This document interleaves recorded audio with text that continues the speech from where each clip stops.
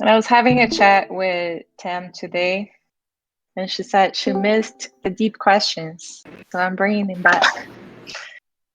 Hi, Juan. Hello, Livy. Hello, everyone. Hi, Benz.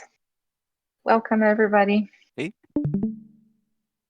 So, yeah, we were chatting a little bit about what is an interesting direction for Softgov. How will this evolve, and how valuable it is to have a place for discussion and reflection, and reflecting more deeply into the actions that we have that influence governance somehow.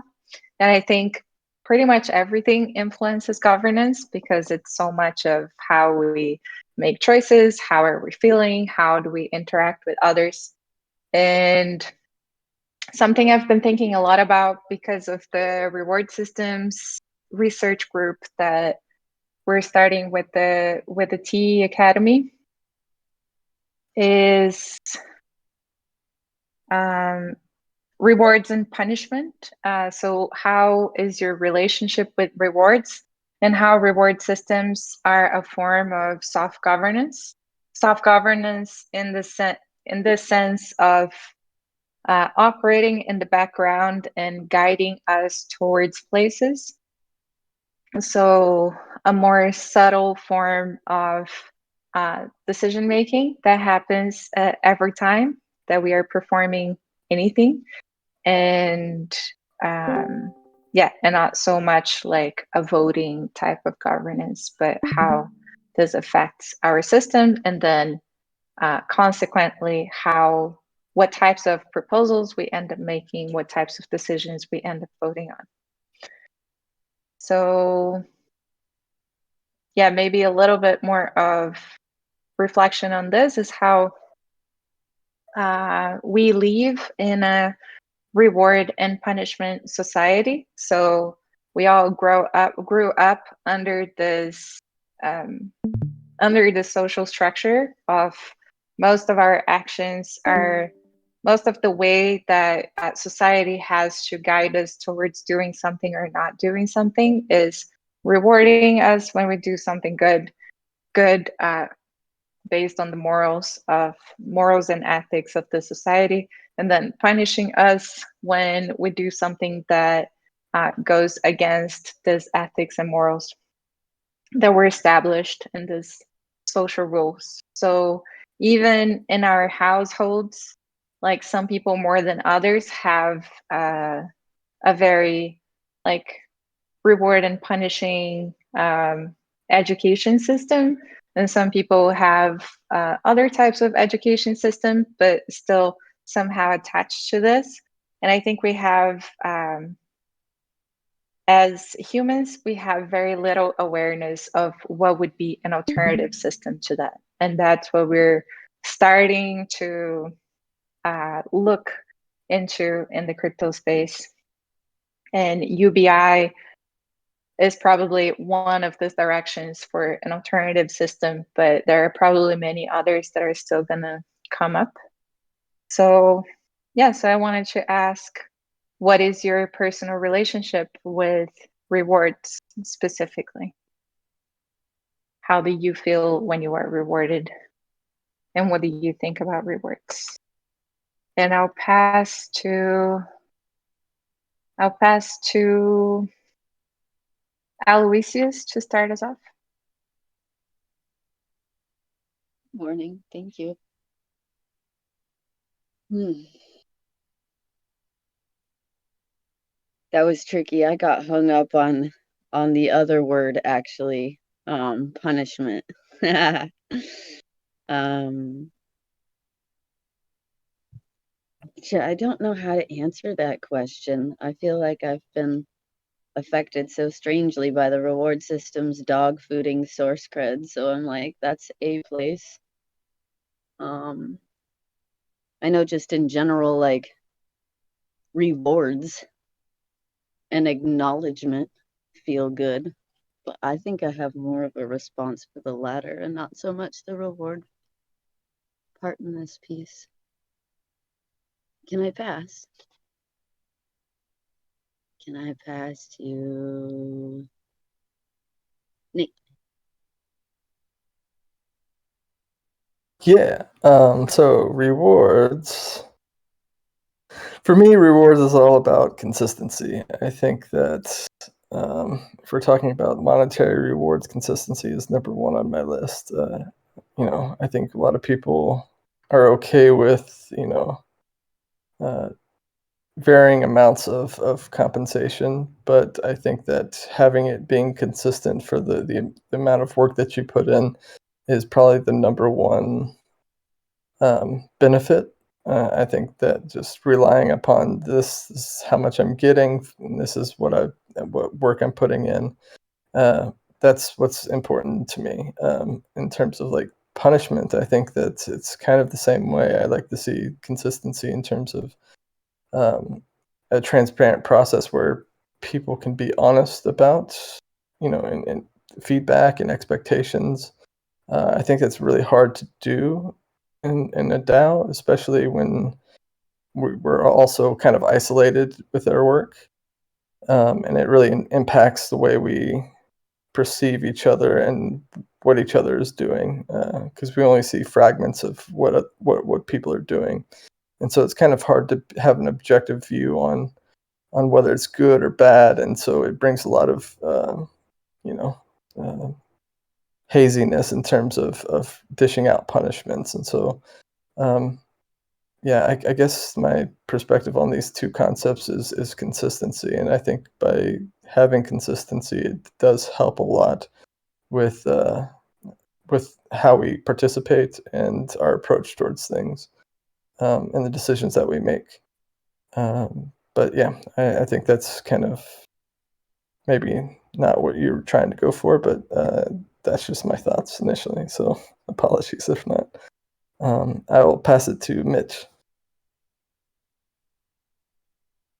Thanks. I was just writing down my thoughts here. I have beef with rewards, because especially going through a lot of these rewards designs that we have, it's like, yes, you get paid, and often you get a bonus, and that's reward. And the problem is that when you're rewarding people in things that are worth money or have real value, then it gets messy because people start comparing things, and then who gets how much, who gets more.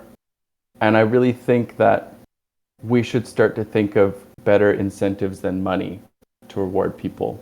And I think part of that could be like, well, what do you actually want? When you want to gift something to somebody, what do you give them? Do you just give them money? Or like at Christmas, do you give something that you know that they'll enjoy? And so maybe there's a different way that we can think of rewarding people other than with things that have financial value. Punishment, I think we tend to stray away from because we're almost afraid to like scare people off or to hurt their feelings, right? But these are kind of the carrots and sticks that we need to use in order to enforce values. And I think something that Griff's brought up several times is like the concept of shame. So like, shaming actions, but not people, and using those to kind of like keep people in line and like set boundaries in that sense. That's my thoughts without going too deep. I will pass it on to Durgadas. Hi there. Typical of me, I have a graphic to show. So the non-granularity of punishment and rewards doesn't recognize the multiple ways in which people can contribute to your life, and for which you wish person could contribute to your life in a specific way. This is an ikigai that was done by Sebnem for her Dada community, and I basically brought into that idea that there are these different eight Hindu kinds of wealth, and some of you who've been around a long time might have heard me talk about this a long time ago. But there's this inner wealth, there's impact wealth, which is that wealth that you made an impact on something. So when we talk about impact hours, I think we capture that, in that way. There's a social wealth, which is the beautiful nature of you guys all kind of bring to my life, and just knowing you and connecting with you. The circle of genius is really not a bad something too, because we get to express the fuller versions of ourselves, and the fact that we're around people who are smart and thinking about really important things. And then the economic wealth is this material, almost this is what punishments and rewards are almost set up to deal with. Health wealth, whether or not we have work-life balance, that type of thing. Career wealth, that's how fulfilled we are in what we're doing. And then adventure wealth is more like, are we doing new things and so on. So I think in terms of punishments and rewards, I think by just seeing it as this binary punishment and reward situation doesn't really deal with the full, expression of all the different things that what we think of when we're talking about rewards. So I'm rewarded when I get any one of these things, but there's no system that we have in place to actually talk about the real granularity and the complexity of the ways in which we like to be dealing with things. So, I always think about punishments and rewards as both of them are some method to try to manipulate me into doing a particular thing. And so all of it comes from that space. So if I had a more granular way of recognizing the reality of my existence and our shared coexistence, co-creation, then I think we could potentially escape the binary state of punishments and rewards. And so that's my view on it. Thank you.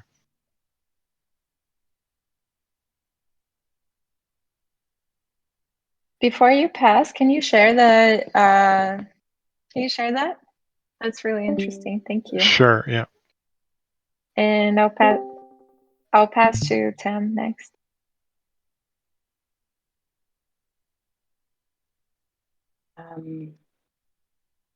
Yeah, I struggle with this a little. So where do I start? On a personal level, just me, myself, in this closed bubble of a community of one, I use rewards to motivate myself to do things. So I find it very effective from that perspective. From a perspective of raising children, it is also this rewards and consequences, when applied well, can really create a harmonious household and positive feelings between the parent and the children. So that's another aspect where I might look at it. And I guess maybe I'll start with saying rewards is always subjective. It's given. So it is something that is almost innately unfair, because there's a different perspective of whether it's deserved or not, because it's by nature subjective. So I'd say in a larger, so these are two places where I see it work very well. And then in larger communities, organizations, it is much more difficult. Like on a micro level, it's very easy and successful and clear. And then on a macro level, it becomes much more complex and complicated, and there's many different persons involved.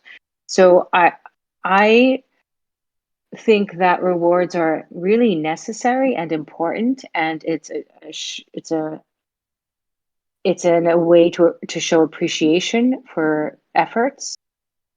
And I mean this in the sense of rewards as sort of similar to what Durgadas was describing, the tangible and the intangible rewards, not specifically the tangible. Are some ways like the connections between us humans is our appreciation for each other, and our giving and gifting to each other and from each other. So there's something strong about how it builds relationships and how relationships build communities. So I don't know if that describes it. I think that having experienced in the TEC the reward system, and sort of watching as it is being rebuilt by the contributors and the people that are the most involved in that. It's really a fascinating subject to delve into, because there's no right way to do it. There's only the best way to do it for now. And being able to adapt to new circumstances, for my age with my children, at every age, there's a different way that I apply this kind of rewards and consequences. And it's a two-way street. They apply it to me as well, even though maybe they're not so conscious of it. I feel like I'm rambling a little bit because I haven't really collected my thoughts, but those are the things that are like my knee-jerk reaction to all of this. And I'll pass back to you, Liviade, to pass on. Thank you. I'll pass to Think Decade. Welcome. Hello, everyone. So this is my first meeting, and I just hopped in. I haven't actually even gone through the orientation, but I read the documentation on the handbook, and more interested in the area of soft governance. And that is why I've spent the time today to actually attend this meeting. So if it's like there was something that we were supposed to read and share our ideas on, I have no idea. But I'm going through the documents, and I think it's very interesting. And since I don't have any background on reading Yeah, this, let me. I don't have anything to share, but I'm reading through the documents. I think it's a very interesting discussion that is being had. Yeah, welcome. It's nice to have you here, and you don't need to go to the orientation call before attending other calls. So I'm happy you find your way here. And we are. You can find the document that we're using in the Softgov chat. So it's in the read and chat is the fourth one on the list of working groups, and it's the last thing I posted there. So you can follow where we're going here. You're welcome to just observe today, or if you want to take a 30 seconds crack at the question that we have, just in the sake of time. That is, what is your relationship with rewards or reward systems? But also feel free to pass to someone if you don't want to take it. So yeah, I would pass if I would come in maybe the last person, but let me pass for now and observe how things are been going. Sure. Do you want to pass it to somebody, or should I pass it for you? Oh, so I gotta mention a name?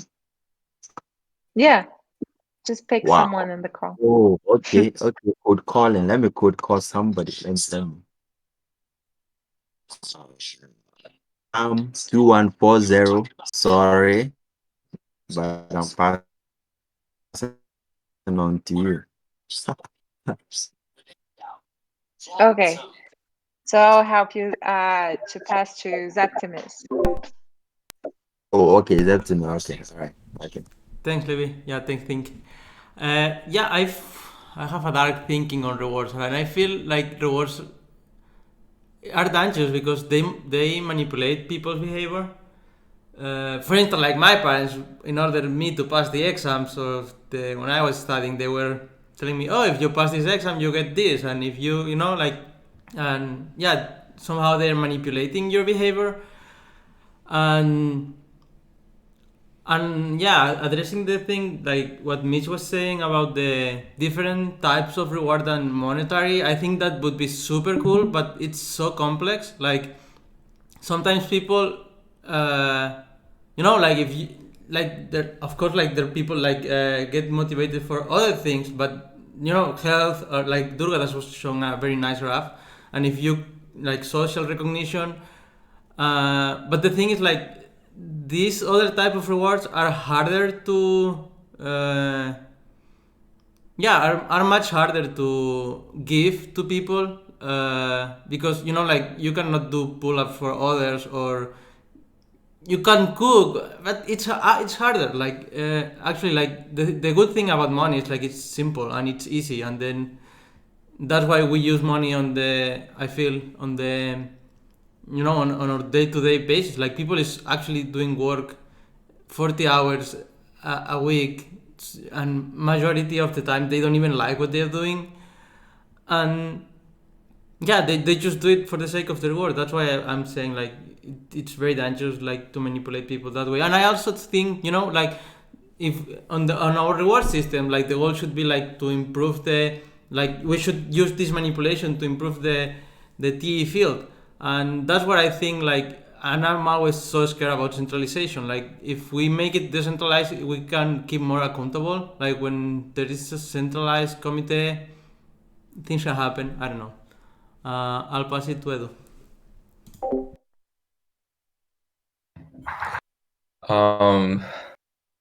So I will go to the personal part, like, and I will be a little bit maybe too personal on this, but my mother used to be someone who will never reward anything. Whatever you do, she will punish you, but she will never reward you. And I grew up kind of getting weird about rewarding situations. I don't like rewards. I react usually weird around rewards, and that created me a way to sort of understand that if you lay out the reasoning and an objective reason, and you lay out the boundaries of why are you being rewarding or why are you being punished, that helps a lot to improve. I don't like the word reward. I like incentives. I like the idea of you can be incentivized without being rewarded. You can incentivize to participate, but it doesn't mean you're going to be rewarded. So for me, I like the concept more of incentivization, because it allows you to not expect necessarily something in return. And that comes from my personal experience only. But yeah, so yeah, that's my 2 cents on that. I was still rumbling a little bit. And I think Juanca is the last one to go.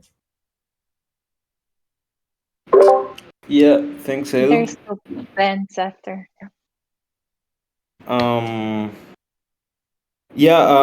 also have been thinking a lot about rewards lately, and I resonate with what you have said about rewards. Sometimes, being like an stimulus to certain type of action. So I think that rewards can be seen like as support wheels when you are learning to drive a bicycle. Like in order for you to not fall, you have those support wheels that will let you gain your own agency. And then when you gain agency, you can choose freely where you want to go. So I think it has to do a lot with human growth and development, and that's why it's so important to care for human growth and development in these environments, because we are not to think only in the terms that we think now, but we should be able to think outside of the box. And right now we have a lot of like scarcity in and needs in our human environments, and that's why people have so much needs, and their needs are their first motivation to act and to get rewarded. Like if someone is in need, they will do whatever they have to do in order to meet their needs. So I think that we have to, like, as a bigger and cultural aspect, we have to cover the basic needs of the people, so that the rewards are not like their main source of action, but that the rewards can be like a retribution for doing something people like. Yeah, so I think like rewards per se are not bad, and that they can be useful in certain moments to teach people while they are gaining agency on what is the path that we are trying to build. I will pass to And I'll Benz. pass. Okay, thank you. Hey, yeah, I guess I'll kind of echo what several people said. Um, the rewards, it'd be great if we could do something maybe a little bit more meaningful for rewards outside of money, but it's like tokens or money or currency has that ability to express, more precise amounts, right? Because it's all, quantifiable easily and liquid. So it's kind of like we're a little bit tied to that just because of we want those incentives to be consistent too. I'm curious about punishment in this space because I know we're big on Ostrom and one of the principles is like the graduated sanctions. And I don't know if I've heard of many examples from DAOs, like what people have implemented for graduated sanctions. Um, Nothing really more there, just kind of I was thinking and um, couldn't think of anything off the top of my head, so I was just curious. But that's all for me. If I can just add to that, I think what I'm saying is that if we have graduated sanctions, it seems to me that we also need graduated rewards, and that was the ikigai and the different forms of wealth is basically a expression of that.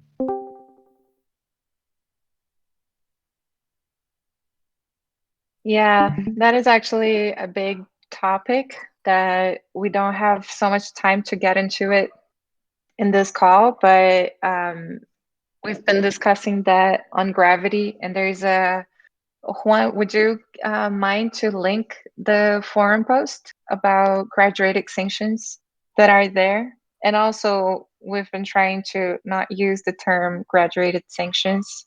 If you want to speak like in 30 seconds about it, Juan. Yeah, we have been talking about transformational actions, and sometimes just like having a conversation with someone is an action that can help to transform an issue, and there's no like implicit or explicit punishment in that.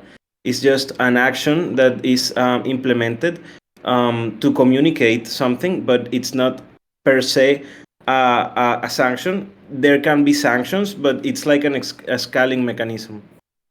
I will share that forum post in Softgov. Cool. So the first topic of the agenda, I just wanted to actually I'll put this one first because I know Eduardo has to go.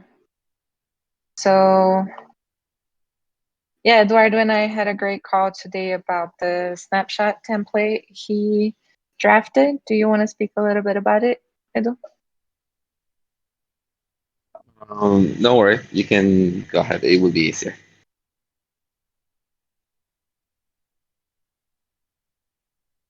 Okay, let me find it here. So we've been thinking to have just one template for all of the proposals, but then in some of them adding a few other points that don't need to be in all of them. So for Snapshot, we would still have a very descriptive type of proposal, but we wouldn't need to add funding information that would be only for conviction voting. So people would be used to the same type of template for Tau voting, conviction voting, and snapshot voting. And something I've been reflecting on is having 2 phases for proposal making. That's something Gnosis DAO is using, and although they have only one type of proposal, and that's something I've been seeing in multiple DAOs, that they mostly focus on financial proposals, which I think it's cool, but I think we spent so much time and effort in the cultural build that is really interesting to have cultural frameworks for non-financial proposals. So I think we should embrace that, but use some of the points that other DAOs have been having it successfully. So I thought that having a 2-phase proposal could work well for us. So the phase 1 is ideation, and it could be the advice process. So for all of the proposals, advice process is encouraged as the first phase, and some of them would end on advice process. So some of the proposals wouldn't have to go to phase 2. They would be well solved in that path of phase 1. And then some proposals would continue to phase 2, and then phase 2 are either snapshot or Tau voting or conviction voting. And then I'll post this list here. And Tem and Zeptimus also gave feedback, and I think we have a good structure for now. So title of the proposal, accurate description, resources or information people want to add. Why is this proposal needed in the community? How will hatchers or the community, as Zeptimus suggested, would be affected by this proposal? So this, how much do your request would be for conviction voting? And how would you use the funds received as well for conviction voting? How the progress will be reported to the community. So what is the accountability? And this is also for the cultural proposals, and how the proposer can guarantee results. This was something that was, we just passed a proposal in Ocean DAO today, so that was really cool. And one of the parts of the submission, one of the criteria was to provide a metric. And that felt really hard to answer. Like, what is the metric that the success of this proposal should be evaluated by? So I think it's something cool for everyone to think about. It's basically like giving others the way you want to be held accountable. And is there expected duration or delivery? This is, I assume, is mostly for financial proposals, but it should also be here. And then complementary information about references, more information, and then the team, so who is going to be there. And then Durgadas also added some comments here of how we could use the Synaphin framework to it. Does anybody has any comments, or those Zeptimus, Tam, do you want to complement something?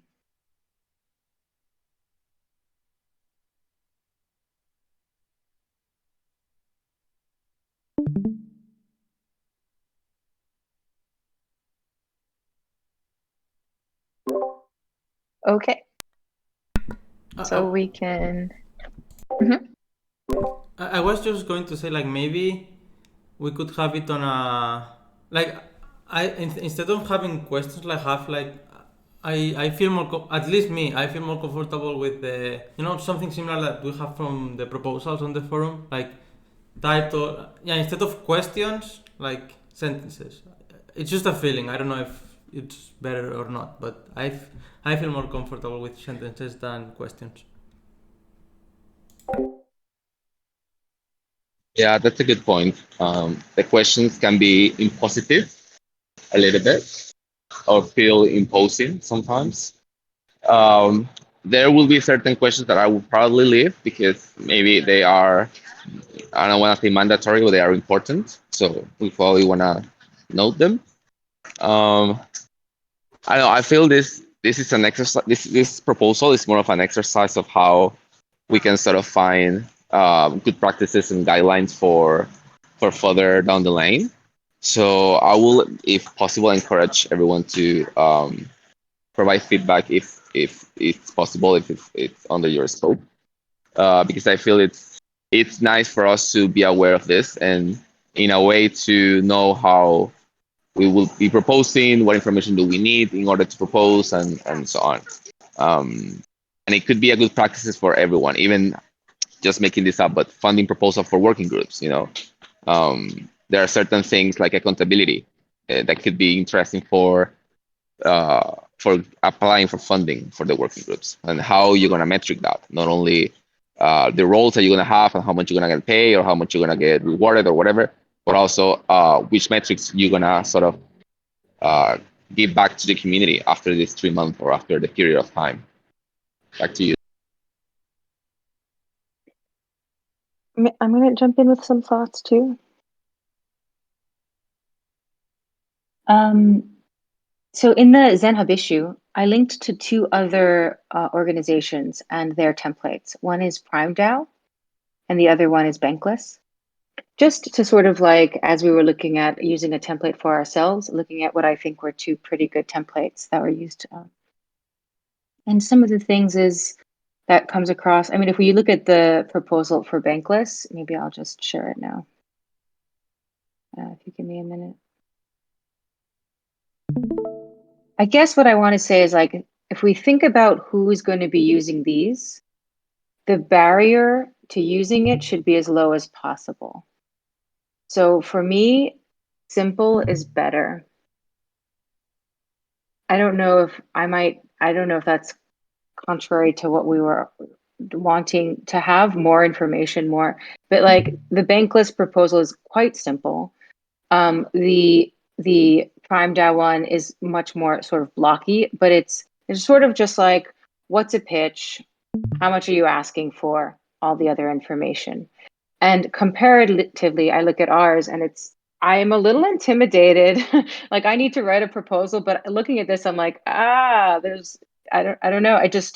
I feel like if we make something very simple, then we will have people submitting proposals. I also like how the amount being requested is much higher up in the proposal for these 2 templates that we looked at. It's more, well, this one doesn't even say how much, does it? Yeah. So it's really this. I like the idea of sort of like having a summary, having the amounts being requested, and then, sort of next steps, like a place to, I find this hard to know how I'm going to fit things into this. I don't think that's the best way to describe it, but I think we could benefit from having it even simpler than we have now. But ultimately, I think we are going to need to try things out and then adjust it as we find we can improve it over time, as more proposals get written. Just to comment on what Tam said at the end. I think I agree with you, and we were thinking, as Livy mentioned, having this like first layer of advice process, sort of for every proposal that goes through, and it could be that this simpler version of things could be on the advice process template if there is an advisor. So we have this layer first, and once people pass advice process, then they arrive to this template in a way that the data is already developed and the data is already sort of passed through that. I did notice when we were looking at this that it seems like the questions that we ask could very easily be put into a wizarded process. So you just do the one question and then go to the next thing rather than stacking them all up. Like if we have a wizard for it, it might make it seem less intimidating, and yet at the same time still get us the information that we're looking for. I just want to add that there's one question that I think should be included in that template, and that is making sure that each option for voting has a clearly defined outcome. So if you vote yes, this happens. If you vote no, this happens. If you vote for option C, this is what's going to happen. Making sure that the implementation of these decisions are clearly defined within the scope of the proposal template.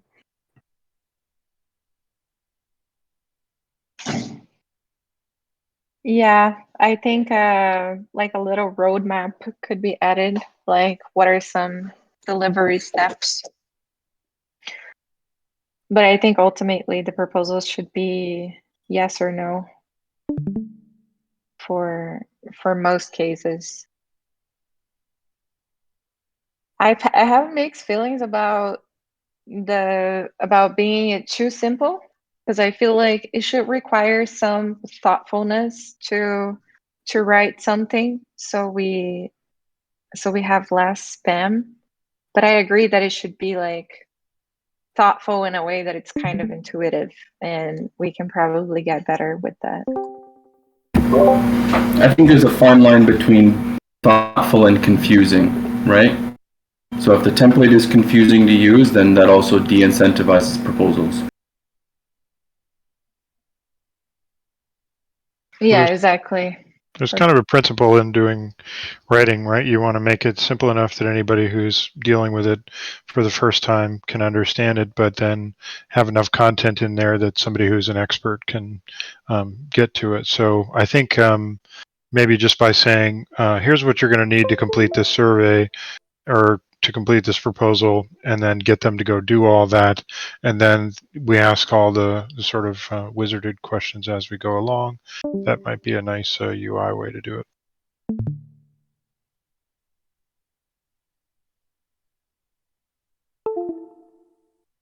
Yeah, so if everyone could take a look at this template with this eye, that would be super helpful. Of like, if you were submitting a proposal, how this could be more simple, but still have enough like thoughtful information.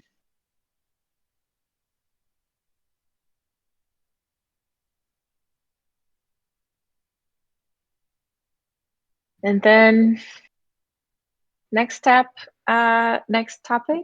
is the glossary. I just wanted to share the work that Ben's have been doing. Ben's, do you want to share a little bit about it? Sure. So I mostly just kind of went through and accepted changes that were pretty straightforward. There's a couple things that I changed, but still pretty minor. So there's more info links, and there's a couple deep dive links. More info is typically like external, like Medium articles, things like that, and the deep dives are more forum posts, deep dives from the forum. So I just added like TEC so that it was clear that it was going to kind of the same place. Yeah, other than that, I just kind of went through and there are a couple more that I added, like that funding pool didn't have a definition that I just saw referenced in other places that might be helpful to add to the glossary. I'm not sure how like common sense some of those are, and if they're need to be added, like that funding pool. The other thing, so if anyone wants to go through and just make suggestions on things that we're missing. And then the only other thing I kind of thought was some of the like concepts at the bottom. I'm not sure how, some of these, if we want them up here or down in this concepts, or how we all like to organize this. And if there's anything else from up above that needs to be pulled down here. So kind of questions on just the structure with the other concepts. But other than that, just if anyone wants to add anything or even just look through and see if there's any more suggestions, because I'm sure it could be cleaned up more. I didn't get this added to Gitbook yet, Livy. So I'm gonna check on that a little bit more after my East Coast time job quits for the day. So Yeah, that looks so great. Thank you. So yeah, if anyone wants to add comments to it, feel free to jump in and sync with Ben's. And then moving on to Snapshot update. So Zaptimus had Zaptimus added just token holders to be able to make proposals on Snapshot, because we received the spam proposal, and then this will make it much safer in this sense. And I think we picked the one token, right? Like having at least one TCH token, you would be able to make a proposal now? Yeah, it's one token. Cool. And one thing I wanted to ask is there a way to add a flagging system to Snapshot? I looked it up a little bit, but I couldn't find something that I understood or that or know if that is actually possible.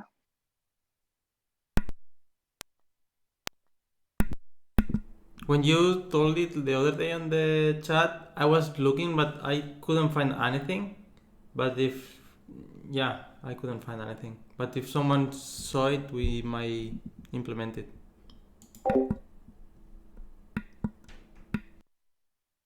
Yeah, I think that would be cool to have some type of just some type of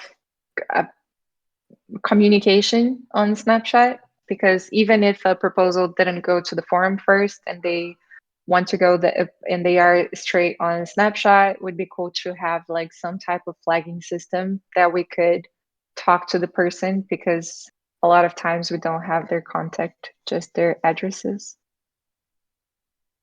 Or even to flag something that feels like harmful or something like that. We had talked about it in Gravity way long time ago.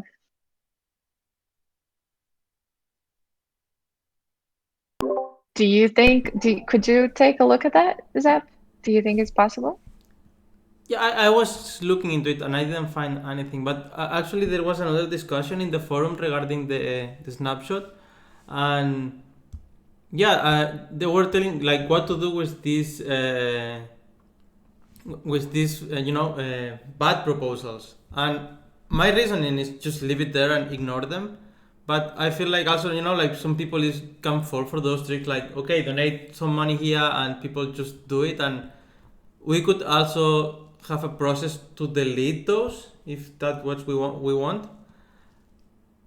But yeah, we maybe we have, I don't know what's the agenda, but if we have time, it would be interesting at least if someone has a strong opinion on that. Like, yeah, I really think like we shouldn't delete them, because actually in the real DAO it's not going to be possible. But the good thing on the real DAO, we have like disputable voting, so we could dispute any proposal. But yeah, regarding delete or not, like if someone have a strong opinion on that we should delete those, yeah, just say.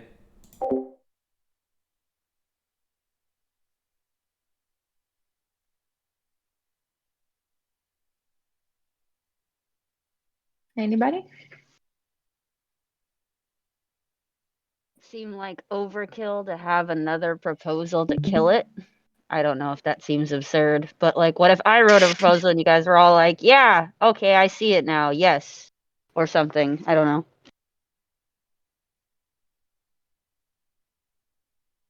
Yeah, I agree. I feel like it's probably fine to leave it there. We can always increase the requirements to prevent spam, though. Like in the future, if we see like one token is not enough to prevent spam, we can always increase. Like for example, like bigger DAOs are doing this. Like for example, if you wanna propose anything on SushiSwap Snapshot, you have to 20K of sushi, and I don't know the price of sushi right now, but it's some money. So yeah, maybe that helps. Like even if someone wants to get all this amount of money to, I don't know, make a fake proposal, at least they are paying an entry tribute, and if they want to sell, they pay an exit tribute. So in the long run, it benefits us.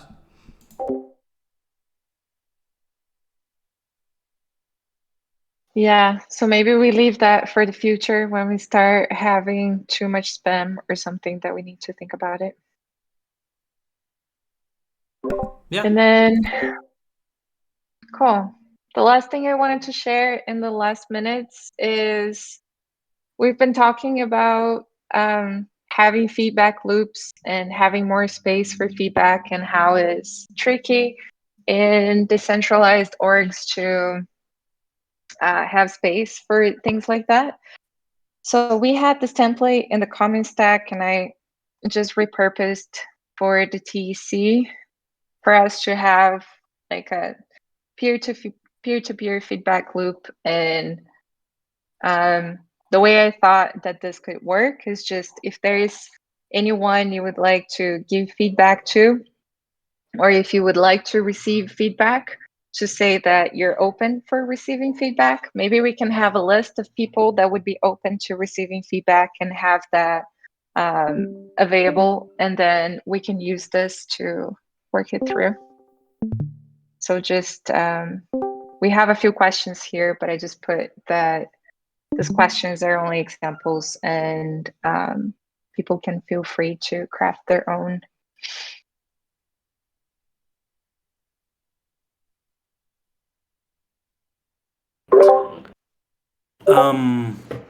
I think this is a great idea, but I would strongly recommend to encourage people to write this with nonviolent communication, like, and being mindful of what they write. I don't know if the feedback is going to be like only between the people who is like who is giving the feedback and who is receiving it, or if maybe there is like a third person who that maybe reviews the feedback and reads it before the other person, so that they can maybe help to express if there is any like language needs that can be like improved. Because what I see sometimes is that when people want to say some feedback, sometimes the intentions are good, but the way they express their request ends up like feeling triggering other feelings different than the one they intended. People.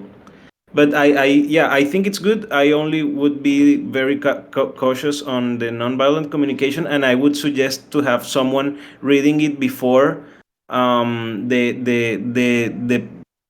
receiver, so that there can be like two eyes and a previous advice process on how to express things.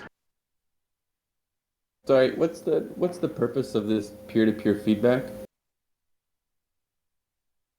I think it's just we had a session recently of how could we provide feedback for the culture in general, like what are some of the cultural agreements that need improvement. And then one of the things that came up is that is hard to have space for feedback, or even knowing what could you do better, who to ask for this type of information, like what are things you could improve and stuff like that. So the flow for this is that a member submits this themselves to receive feedback about their role, or this is submitted by someone else? Well, I thought we could make a list of people that are willing to receive feedback, And then if anyone feels compelled to give feedback to anyone who is in the list, could you use this process to do that? I'm a big fan of having these conversations in person, and when you write a form about feedback, it's easy to exactly what Wanka is saying is like you lose the human element, and people like automatically take this stuff in a negative context when maybe it was meant to be neutral. Oh, okay. So that's an important clarification. Well, the way we've been doing in the comment stack is that we just use this form to structure our conversation. That is still something that you would do on a one-on-one level and like face-to-face kind of thing. But that these are some things for people to like, where they can look thoughtfully about the other to have to facilitate this conversation. So this is just like a guide, and then the actual feedback is done in person, or how? Yeah, like maybe that could be a 30-minute call or something. Yeah. Sorry, Iep, lost your time, but it like, yeah. I don't know. I love having this conversation in person. They actually feel like enjoyable rather than just like reading a wall of text that just like, I don't know, constructive feedback, you know? But do you feel comfortable to approach someone and say, hey, I would love to give you feedback? Or I would love to receive feedback from you? But if you don't feel comfortable saying that to the person, then like probably writing it out isn't going to be any more. I think also it in these cases it's good to have like a third party, like someone that mediates if the conversation is going off topic, and yeah, gravitons could be good to have this to just be a witness in this conversation, because if it's only a thing between two people, maybe something happened and that's pure subjectivity, and yeah, maybe someone says to the other or something that triggers them, and then this feedback loop would end up being like conflictive. So yeah, I think like maybe having a third person, a facilitator of this would be good, and gravitons can be useful for this purpose. And yeah, I know we are on the top of the hour and we will have gravity, the graviton training, but I will also suggest, and I think that not only giving feedback for someone who is directly in a role, but maybe giving feedback to a working group or to a process, not only to someone, to a person. Yeah, maybe that's the way to go, to not make it personal. Okay, thank you so much, everybody. There is graviton training now. Thanks, everyone.